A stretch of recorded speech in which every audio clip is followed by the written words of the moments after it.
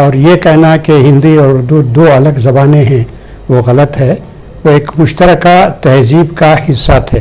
اس انتشار کے عالم میں کہ جس سے کہ ہماری تہذیب گزر رہی ہے، ایک یکجہتی کا ایک پیغام تمام لوگوں کو پہنچتا ہے، اور یہ احساس بھی ہوتا ہے کہ ہماری تہذیب ایک ملی جلی تہذیب ہے.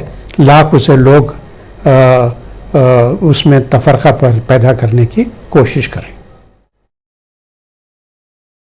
چوٹی کے شاعر و ادیب خلیل مامون مختلف زبانوں کے بولنے والوں کے درمیان میل ملاپ اتحاد کے زبردست حامی تھے.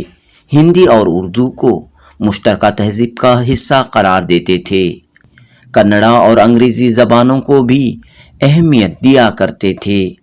23 فروری 2024 آپ کی سرپرستی میں بنگلور کے شیواجی نگر میں موجود سمد ہاؤس میں ایک یادگار ادبی شام منعقد ہوئی.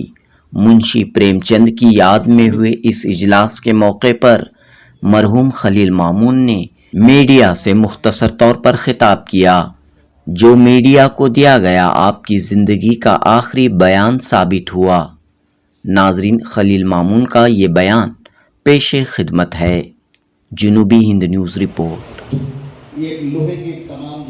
جو ادبی پروگرام ہمارا جو تھا وہ منشی پریم چند پر تھا، جو کہ ایک ہندی کے بہت ہی مشہور اور نئے عہد کے پہلے افسانہ نویس اور ناول نگار تھے. اور ان کی اہمیت یہ ہے کہ وہ ہندی اور اردو دونوں میں لکھتے تھے، اور یہ کہنا کہ ہندی اور اردو دو الگ زبانیں ہیں وہ غلط ہے. وہ ایک مشترکہ تہذیب کا حصہ تھے. تو اسی کو نمایاں کرنے کے لیے ہم نے اس پروگرام کا انعقاد کیا. اور اس پروگرام میں جیسا کہ آپ نے دیکھا، چرنجیوی سنگھ کا IAS آفیسر جو پنجاب سے ہیں وہ آئے، اور اجے کمار سنگھ جو ایک IPS آفیسر ہیں جو UP سے ہیں وہ آئے، اور ہم نے یہاں کے مقامی ودیا چندر شرما مشرا کو بلایا جو کہ ہندی کے اسکالر ہیں، اور ایک میتھلی راؤ جو ہندی کی اسکالر ہیں ان کو بلایا. پھر عزیز اللہ بیگ جو IAS ہیں ان کو بلایا.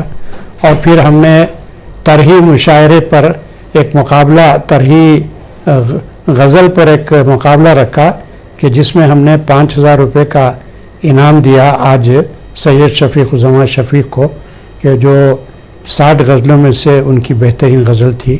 اس کے علاوہ ہم نے ہندی اور پھر انگلش اور کنڑ کے شعراء کو اس میں مدعو کیا.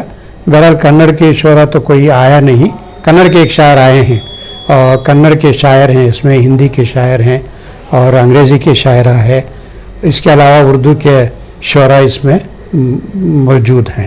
تو یہ تمام کل ملا کر ایک اس انتشار کے عالم میں کہ جس سے کہ ہماری تہذیب گزر رہی ہے، ایک یکجہتی کا ایک پیغام تمام لوگوں کو پہنچتا ہے، اور یہ احساس بھی ہوتا ہے کہ ہماری تہذیب ایک ملی جلی تہذیب ہے.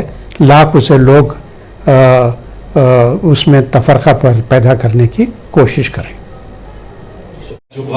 نیچے سفید اچکن کے سینے کے جیب میں سنہری زنجیر، ایک ہاتھ میں قانون کی کتاب لیے ہوئے ہے. معلوم ہوتا ہے ابھی کسی عدالت سے جرح یا بحث کر کے چلے آ رہے ہیں. یہ سب دو پاساؤ، یہ گلاب جامن لے لو. حامد، مٹھائی کون سی بڑی نعمت ہے، کتاب میں اس کی برائیاں لکھی ہیں. محسن نے کہا لیکن جی میں کہہ رہی ہوں. بڑا دلچسپ انداز میں اس کی تصویر کشی منظر نگاری کی ہے. اور پھر وہ موڑ آتا ہے. حامد کا دل بیٹھ گیا، کلیجہ مضبوط کر کے بولا. یہ لوہے کے تمام جو چھوٹے چھوٹے اوزار وغیرہ ہیں اس دیوار پر حامد پہنچتا ہے، اور وہاں یہ 10 پناہ بیچو گے. آپ نے اس کی طرف دیکھا اور ساتھ کوئی آدمی نہ دیکھ کر کہا وہ تمہارے کام کا نہیں ہے. حامد نے پوچھا بکاؤ ہے یا نہیں؟ بکاؤ ہے جی. اور یہاں سے اور شان سے اکڑتا ہوا اپنے رفیقوں کے پاس آیا. محسن نے ہنستے ہوئے کہا یہ 10 پناہ لایا ہے. احمد نے کہا ذرا اپنا بھیشتی زمین پر گرا دو، ساری پسلیاں چور چور ہو جائیں گی. حکومت مچائی اب وہ کہنے لگا کہ میرا وکیل وکالت میں وکالت کرے گا، تب تو یہ سپاہی بندوق ہوا۔ حافظ نے مچاڑا کر کہا یہ بیچارے اس رستم ہند کو پکڑیں گے، اچھا لاؤ ابھی ذرا مقابلہ ہو جائے، اس کی صورت دیکھتے ہی بچے کی ماں مر جائے گی، پکڑیں گے کیا یہ بیچارے۔ محسن نے تازہ دم ہو کر وار کیا، تمہارے 10 پناہ کا منہ قید ہو گئی۔ میلے والے آ گئے، محسن کی چھوٹی بہن نے دوڑ کر بہشتی اس کے ہاتھ سے چھین لیا اور مارے خوشی کے اور اچھلی تو میاں بہشتی نیچے آ رہے اور عالم جاویدانی کو میں کافی ساہتیہ میں منشی پریم چند جی کے جو ہمیں کہ جو رہا ہمارا سمویدھان ہے وہ امپورٹڈ ہے، یورپ سے آیا ہے،